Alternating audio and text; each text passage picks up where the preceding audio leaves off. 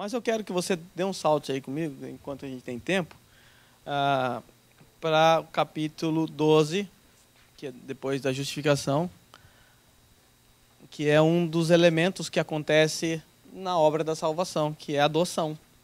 É bem curtinho, é só um parágrafo, então não tem nem o que explicar aqui, porque é muito fácil, né? O conceito de adoção é muito simples para todo mundo sabe o que é adoção. Tá? Vamos lá. Todos quantos são justificados, por que está falando da justificação? Porque o capítulo anterior vai falar disso, tá? Então ela vai desenrolar aqui a obra da salvação, a soteriologia. Então a adoção entra aqui. Todos quantos são justificados em seu único Filho, Jesus Cristo, e por causa dele, Deus é servido de fazer participantes da graça da adoção. Então nós somos adotados. Quando eu era criança, eu ouvia minha mãe falando o seguinte: é que eu deveria amar meus amiguinhos, que eu não deveria brigar com ninguém, porque todos somos filhos de Deus. Minha mãe falava isso. Minha mãe nem crê em Deus, né? Mas ela falava de Deus de vez em quando. E eu cresci com isso na minha mente, que todo mundo é filho de Deus. Qualquer um. Mas a gente sabe, lá lendo João 1,12, que não são todos que são filhos de Deus. Aos que creram, aos que receberam, Deus deu ao poder para serem feitos filhos de Deus. Então, não são todos que são filhos de Deus. Então, não são todos que são adotados. Nós somos adotados por conta de Cristo, por causa dele. Tá? Então, nós somos participantes dessa graça de ser adotado. Por essa graça, eles são recebidos no número dos filhos de Deus. Então, passamos a ser chamados de filhos de Deus, que é a coisa mais importante para nós hoje. Ser filho de Deus é a coisa mais preciosa que nós temos. Não sei se você consegue pensar nas últimas consequências, né? Se você fosse filho do imperador do Japão, isso não seria algo importante para você? Você seria uma pessoa importante? Seria. Agora, imagine Deus com relação a essas pessoas. Essas pessoas não são nada diante de Deus. E nós somos filhos do Deus que criou todas as coisas, criou toda a terra. Então, não sei se você parou para pensar a condição em que a gente se encontra. E isso nos ajuda muito a nos manter focado, porque às vezes a gente deseja coisas, nosso coração enganoso, né, Hermes? Você disse agora há pouco, a gente deseja posições, deseja status, coisas, e a gente não alcança, a gente fica frustrado. Talvez você tenha um plano para fazer alguma coisa, tenha um plano para ir lá para os Estados Unidos fazer teologia. Talvez esse é o plano. Mas você, por exemplo, pode nortear toda a sua vida nisso e de repente não conseguiu ir. Não é só falando de você não, já estou falando de mim, tá bom? De repente você não conseguiu ir. E isso pode ser tão frustrante para você, porque você queria tanto, você fez de tudo para tentar chegar lá e você não foi, você não chegou lá. Mas não perca de vista, posso não ser um PhD em teologia como gostaria. Posso não ser um doutor, um pós-doutorado, mas eu sou mais do que isso. Sou filho de Deus. Então você pode, daí cada um com as suas elucubrações, né? Pensando naquilo que você gostaria e naquilo que você pensa, no sofrimento que você tem e passa nessa vida. Saiba, nós temos a coisa mais importante, a adoção. A adoção, nós somos filhos dele, a gente não deve perder isso de vista. Quando o problema vem, a luta vem, a gente entra em desespero. Lembre-se, temos aquilo que é mais importante, é ser filho dele. Graciosamente ele nos adotou. A doutrina da adoção, ela parece irrelevante. Só um parágrafo sobre isso. Mas ela é importante demais. Porque ela nos coloca... Se Deus só nos salvasse e nos deixasse como escravos lá, só salvo, tá bom, no céu, vamos ficar como escravo mesmo. Já estava ótimo. Mas olha o que ele fez. Ele não só salvou os inimigos, ele adotou os seus inimigos, colocou dentro da sua casa, te fez herdeiro junto com Cristo. Então, esse é um ponto bem assim, importante para a nossa fé cristã. Então, são recebidos no número dos filhos de Deus e gozam da liberdade e privilégio de filhos de Deus. Poderíamos ser escravos, maltratados, como eu disse. Mas não, nós somos co-herdeiros com Cristo. Olha só o que a gente tem. Esses recebem sobre si o nome de Deus, recebem o espírito de adoção. Ou seja, nós somos filhos de Deus. recebe o nome de Deus. Quando você é adotado por alguém, você recebe o nome de quem te adotou. Então você recebe o sobrenome. Nós recebemos o nome de Deus. Nós temos o Espírito Santo que habita em nós, ou seja, o próprio Deus habitando em nós. Além de nos adotar, ele não fica à parte de nós. Olha só o que ele fez na obra da salvação. Que coisa louca. Que coisa inimaginável. Ele nos salva, nos adota e habita em nós. Coisa doida, né? De você pensar. Vamos lá. Tem acesso ao trono de graça com confiança.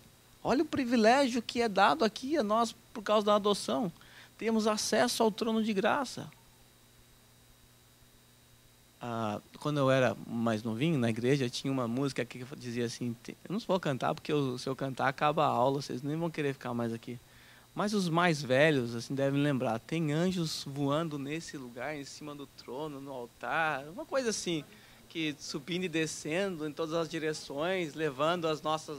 Alguma coisa assim, que você levando as suas orações a Deus. Vocês estão cantando, vocês estão tudo herege mesmo, né? Padre Marcelo, não. Eu não via Padre Marcelo, não, sai fora. O Padre Marcelo, ele regravou a Aline Barros, bastante música dela lá, e copiou. Deu até um processinho básico nas costas dele lá. Mas não sei se era a Aline, não. Mas é uma música que a galera vibrava. Mas ela colocava o homem necessitando de anjos para ter acesso ao trono de graça. Não. Eu acho que, se eu não me engano, Hebreus 19:1, se eu não me engano, temos, portanto, livre acesso ao Pai. Ali nós temos livre acesso ao Pai. Nós podemos entrar no trono e conversar com Ele, bater um papo, orar. Na época do tabernáculo, só o sacerdote, o sumo sacerdote, podia entrar quase que esporadicamente,